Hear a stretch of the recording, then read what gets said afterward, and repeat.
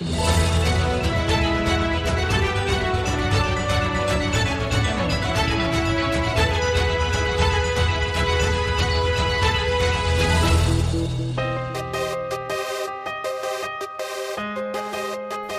atento y cordial saludo, audiencia de Voz Andina Internacional. Estamos ahora en un nuevo capítulo del programa Diálogos Universitarios. Hoy tenemos una novedad editorial. Se trata del libro, como ustedes ven, Ecuador en guerra, la paulatina penetración del crimen organizado en nuestro país. Estamos con su autor. Él es Cristian Ordóñez, que nos acompaña esta mañana aquí en nuestra cabina biblioteca. Algunos datos sobre nuestro invitado: periodista, analista de inteligencia estratégica, profesor universitario, es un profesor invitado de la Universidad Andina Simón Bolívar, magíster en Relaciones Internacionales con mención en Manejo y Resolución de Conflictos, magíster en Cambio Climático, Desarrollo y Sustentabilidad, ambos por la Universidad Andina Simón Bolívar. Es licenciado en Comunicación Social por la Universidad Central del Ecuador, egresado del Instituto Nacional Mejía, entre sus distinciones más destacadas y más importantes. Ecuador en guerra, un libro muy actual, muy coyuntural. ¿De dónde nació? ¿Cuáles fueron las iniciativas que te llevaron a esta publicación, Cristian? Bienvenido. Muchísimas gracias por invitarme pues a este querido programa Diálogos Universitarios aquí en la querida Universidad Andina Simón Bolívar, donde efectivamente yo me formé. He podido ejercer también parte de la docencia y pues hoy la Andina me ha permitido hacer, entre otros lugares que lo he hecho la presentación, pero aquí en casa, porque yo soy quiteño, pues hacer esta presentación. Yo creo que la escritura de un libro podría tener dos motivaciones. Una motivación humana, por un lado, y una motivación profesional o quizás de afición, de gustos, ¿no? Porque pues libros hay de diferentes naturalezas. En mi caso, la motivación humana viene quizá de una desmotivación. Yo fui víctima del crimen organizado. Fui víctima de un secuestro extorsivo. Ah, caramba. Ajá, sí, esto sucedió en octubre a finales del otro año. Perdí bastante dinero, mi vehículo, gracias a Dios y a la Policía Nacional pues pude ser liberado y de hecho estoy en los procesos legales actuales porque hubo una inmediata intervención. Pero volviendo al tema de la motivación, después de esos sucesos que lo han vivido lamentablemente cientos de ecuatorianos y que si no han sido víctimas de secuestros explosivos, han sido víctimas de vacunas, de robos, de diversos elementos que en el crimen organizado se hacen visibles y a uno les llevan ciertamente a un estado depresivo. Y tenía dos opciones, o echarme a llorar o salir a flote, como pues efectivamente lo hice, motivado por diversas circunstancias. Esa es, digamos, la motivación humana. Y la motivación profesional, pues viene que yo he elaborado ya en el sector inteligencia por alrededor de 15 años. Yo inicié muy joven en el Comando Conjunto de las Fuerzas Armadas y pues a lo largo de esa trayectoria profesional pues he podido conocer de cerca el tema del crimen organizado. Entonces básicamente cuando yo inicié ya la escritura pues ya tenía mucha información absorbida de mi largo, bueno, no de mi largo, sino de mi trayectoria profesional y pues de eso he podido plasmarlo hoy en esta obra que la he denominado Ecuador en guerra, la paulatina penetración del crimen organizado. Paulatina le denominas tú a esta penetración que es desde hace algún tiempo, pero que ha asomado sus potencialidades negativas en el último tiempo, ¿no es cierto? Ahora, ¿solo es el narcoterrorismo, la narcoviolencia, la narcodelincuencia, o engloba un poco más tu libro? A ver, ¿por qué paulatino, no? Cada razón de ser del libro Tiene una razón. Ecuador en guerra, menciona el presidente de la República, Daniel Noboa, que estamos en estado de guerra. Esto lo hace el 9 de enero de este año. Y precisamente el libro cierra su análisis con la declaratoria de conflicto armado interno. Y yo empiezo la escritura el 13 de enero de este año, termino en abril, más o menos 3 meses. Paulatina, ¿por qué? Porque los eventos delictivos asociados fundamentalmente al narcotráfico no surgieron hace 5 o 10 años. Las primeras células del crimen organizado, y que el crimen organizado no solamente atañe al narcotráfico, hay diferentes formas de hacer crimen organizado. De hecho, las Naciones Unidas define al crimen organizado como la unión de 2 o más personas para cometer diversas actividades ilícitas. Es decir, el secuestro extorsivo, por ejemplo, es una forma de crimen organizado porque operan 2 o 3 más personas para cometer un ilícito. El robo organizado de vehículos también es crimen organizado. Pero el elemento más catalizador de las actividades delictivas precisamente es el tráfico de drogas y específicamente la cocaína. Entonces, las primeras células del crimen organizado en el país tienen data aproximadamente unos 40 años, al menos. Yo parto precisamente el análisis desde finales de los años 80, donde se da el nacimiento de diversas estructuras criminales, que comienzan con delitos menores, como robos a carteristas, robos a transeúntes, robos de partes de vehículos, robos a domicilios, a personas, pero conforme van adquiriendo experiencia, van precisamente incursionando en otras actividades delictivas, como es el narcotráfico. Y existen otros elementos de carácter coyuntural, económico, político, social, que generan este desbordamiento del crimen organizado en el cual actualmente estamos viviendo. Un desbordamiento, bien lo dices, Cristian. Ahora, ¿cómo analizas tú, bajo qué óptica, esta penetración tan dolorosa que ha tenido el crimen organizado, sobre todo el narcotráfico, en las instituciones del país, en la justicia, en las propias fuerzas del orden, hasta en estamentos de gobierno, ¿no? ¿Cuál es tu óptica? ¿Cuáles son tus planteamientos en este aspecto? Yo hace 2 años, he estado muy ligado al tema académico, pero a veces el tema académico siento que ciertos estamentos o grupos buscan que el tema académico no sea inclusivo. El libro está escrito en una narrativa periodística porque me interesa que toda la gente, el ciudadano de a pie y los tomadores de decisiones manejemos una misma comprensión, ¿sí?, del fenómeno del crimen organizado.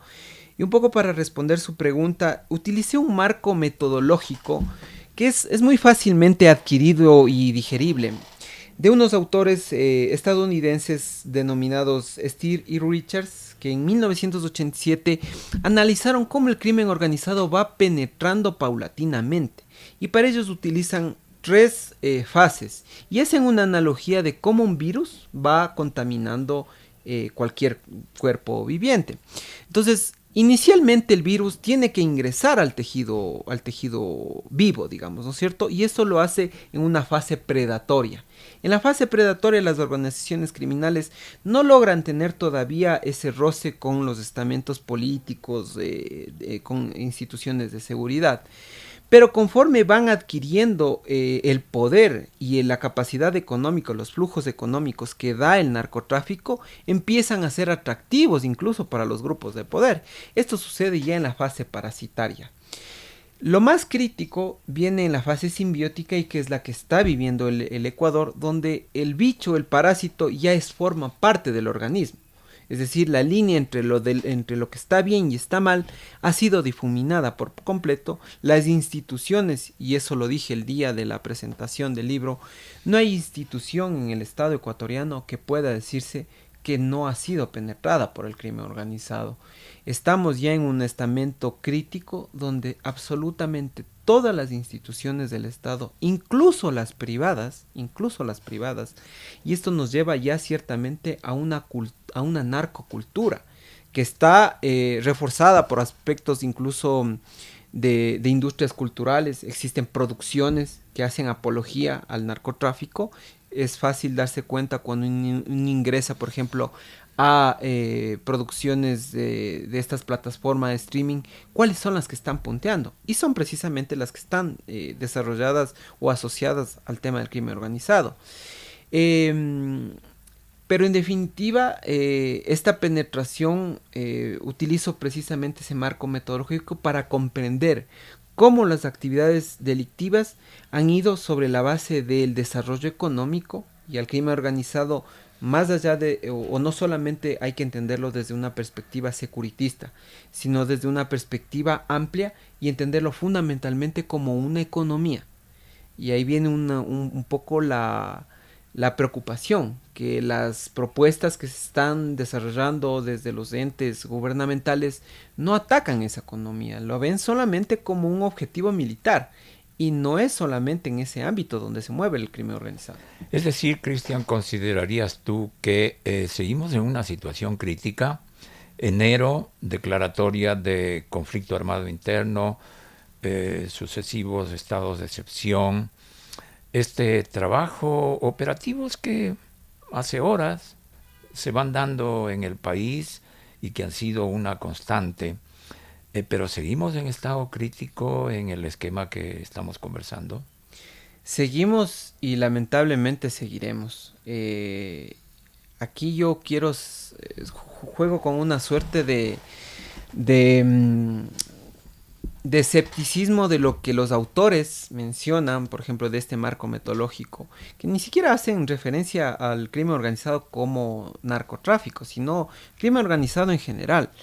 En la fase simbiótica es prácticamente irreversible, es decir, retroceder es muy crítico. Lo que nosotros tuvimos en enero ciertamente son golpes de efecto, donde, tenemos un referente institucional histórico que son las Fuerzas Armadas, y salieron y nos sentimos ciertamente más protegidos. Pero si uno analiza desde las estadísticas, y esto acabo de verlo en la mañana, la ministra Palencia habla de la disminución del 90% de las muertes violentas, y lo hace como una forma de reafirmar su trabajo en el gobierno. Yo le respondo a la ministra Palencia que desde las estadísticas tan solo han disminuido el 18% de las muertes violentas, los homicidios. El Ecuador va a terminar este 2024 como el segundo año más violento de la historia, con una tasa aproximadamente de 33 muertes violentas por cada 100.000 habitantes. El más violento fue el anterior. Que veníamos experimentando una escalada geométrica de la violencia. Geométrica, básicamente, en el año 2000 tuvimos una tasa de, me parece, 7.8. En el año 2021, 14. En el año 2022 tuvimos una tasa de 28. Y el 2023 terminamos con una de 46 aproximadamente. Lo que hemos logrado este 2024, lo que se lograría es la desaceleración de la violencia, pero la violencia está ahí. Con esas tasas de homicidio, el Ecuador va a seguir siendo más violento que Colombia, más violento que México, y uno de los países más violentos de la región. Entonces, en ese orden de ideas, a mí no me cabe ciertamente un asunto de victoria, que puede manejarse muy mal, incluso desde la parte comunicacional, porque puede significar una especie de relajamiento. Pero el crimen organizado está ahí, está latente, es dinámico, busca y se ha insertado de diversas maneras, mucho más rápido y práctico que el propio Estado, porque, por ejemplo, para el Estado adquirir armas, por ejemplo, para las instituciones de seguridad, tiene que seguir un montón de trámites burocráticos. El crimen organizado dice, ¿saben qué? Necesitamos 10 fusiles, 5 camionetas o lo que sea, y lo hace de un momento a otro. Es inmediato. Entonces, en ese sentido, para mí no debería existir esa relajación, y estadísticamente el Ecuador está viviendo un proceso que ciertamente, y hay que decirlo con todas las letras, primero asumiendo la responsabilidad y el realismo en el que estamos, que el crimen organizado está presente, no va a dejar de estar presente, y lo que me sigue preocupando es que ciertamente pueda ser irreversible.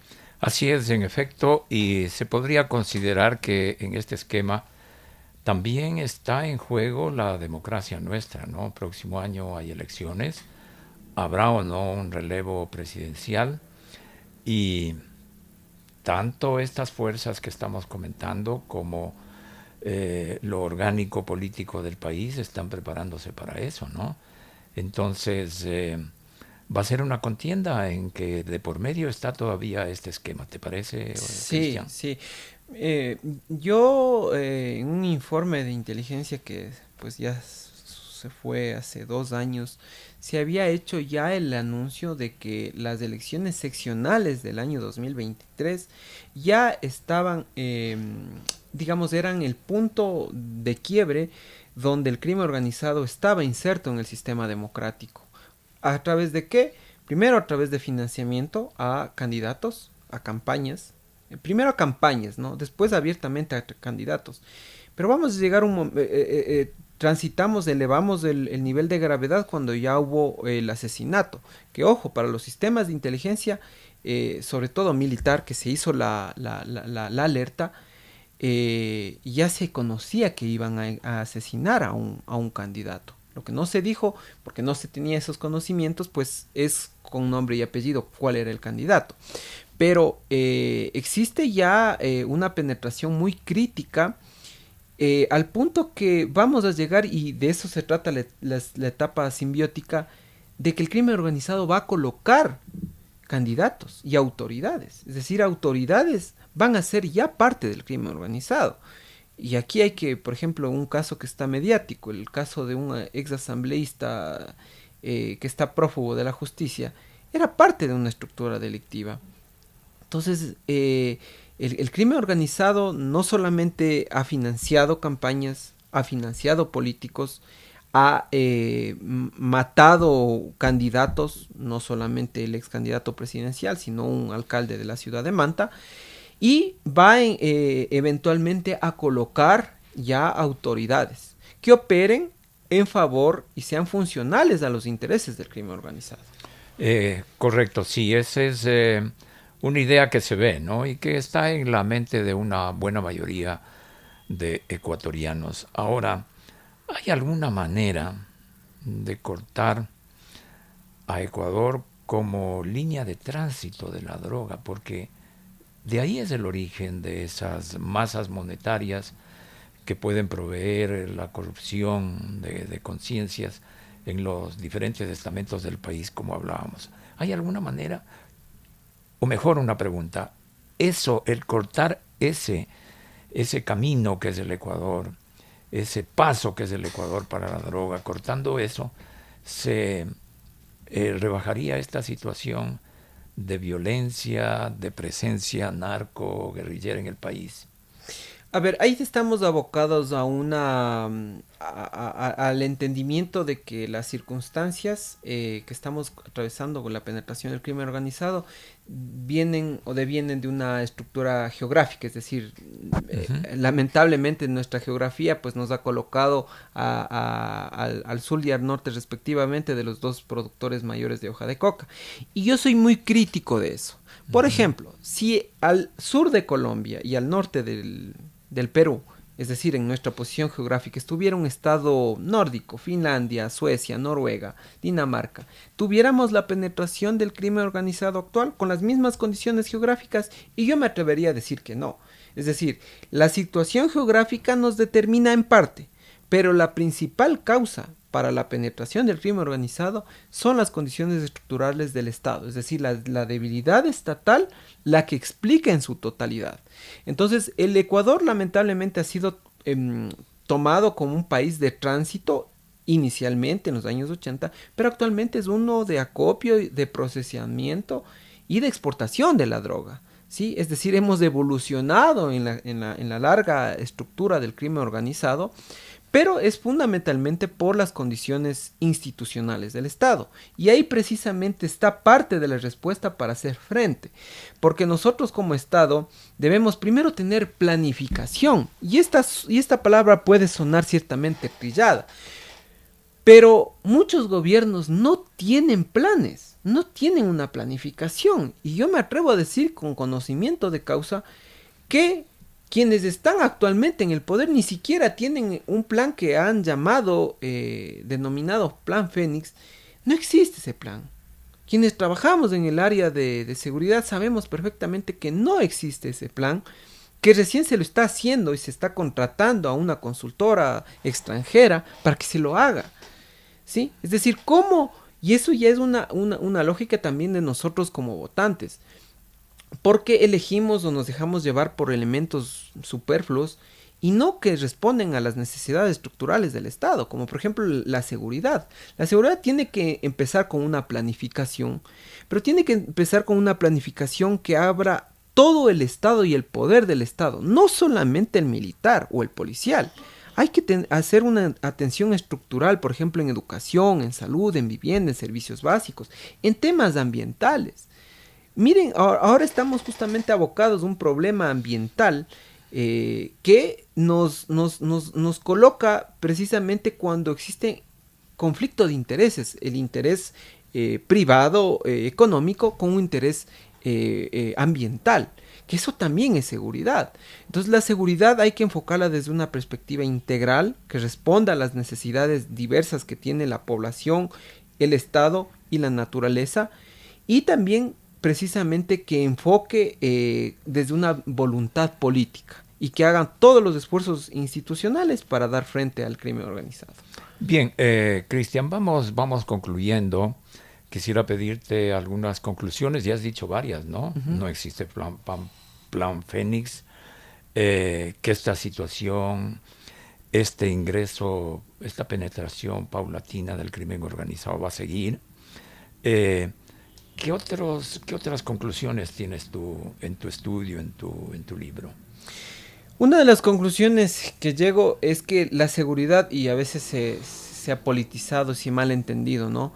El tema de la cooperación internacional. Mucha gente, por ejemplo, añora la venida de la base de Manta o la base estadounidense de Manta, pero cuando ustedes lean este texto van a entender, por ejemplo, cuál fue el contexto en el que se insertó la base de Manta. La base de Manta jamás proveyó información al Ecuador.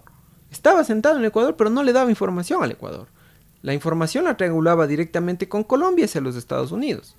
Entonces, una primera conclusión es que no existe potencia extranjera que solucione los problemas de seguridad del Estado. Eso le compete estrictamente al Estado ecuatoriano. Pero por supuesto que puede existir cooperación, y eso no lo hago, ¿no? Pero la cooperación debe venir en otras diversas maneras y no necesariamente asentadas en una base. Si no, todo el mundo tuviera bases militares extranjeras para hacer frente.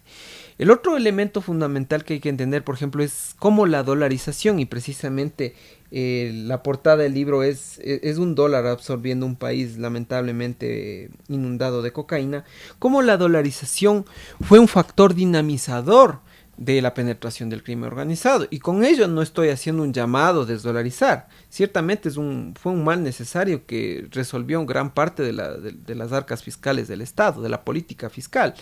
Pero la dolarización produjo y atrajo el blanqueamiento más fácil de capitales, porque la droga se exporta en dólares y se cobra en dólares. Entonces eso, al tener un Estado débil, que no tenía ni siquiera instituciones para controlar lavado de activos, hizo que la penetración sea muy fácil. Hay un montón de conclusiones porque el libro en su parte final precisamente da algunas de los aportes estratégicos que podría hacerse, y eso es fundamental, ¿no? Porque muchos académicos teorizan y indagan en la historia, pero no aterrizan. Este libro ha buscado hacer aportes estratégicos que tienen que ser tomados como tal, como aportes, desde la experiencia un poco del autor, de quienes me acompañan, para hacer frente al crimen organizado y que muchas veces en una sociedad tan intolerante que estamos transitando, porque la penetración del crimen organizado está cambiando muchas conductas sociales, tiene que ser tomada como aportes, ¿no? No son verdades irrefutables, y que sean espacios de discusión, de argumentación y de debate, y que sean esos espacios que se vayan recuperando y no las expresiones de violencia y masacres que vemos no solo en las calles, sino también en las cárceles. Felicitaciones, Cristian, por la investigación, por la circulación de este libro, Ecuador en guerra, la paulatina penetración del crimen organizado. ¿Los interesados dónde pueden acceder al libro? Se encuentra disponible en Cuenca, en la librería Sodi Libro. Se encuentra disponible en Guayaquil, en las librerías Cervantes. Aquí en Quito se encuentra disponible en Rayuela, en Cosmonauta.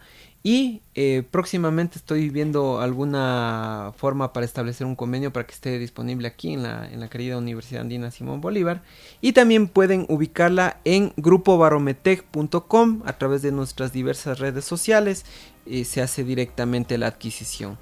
Eso sería... Que haya muchos éxitos, Cristian Ordóñez, a este libro lleno de conocimiento, investigación, estadísticas, en fin, recomendado. Además cuenta con el auspicio de la Universidad Andina Simón Bolívar y su área de estudios sociales y globales. Hasta una próxima oportunidad, Cristian. Muchísimas gracias, le agradezco por este espacio. Y gracias a ustedes, audiencia de Voz Andina Internacional. Nos veremos próximamente en un nuevo episodio de Diálogos Universitarios.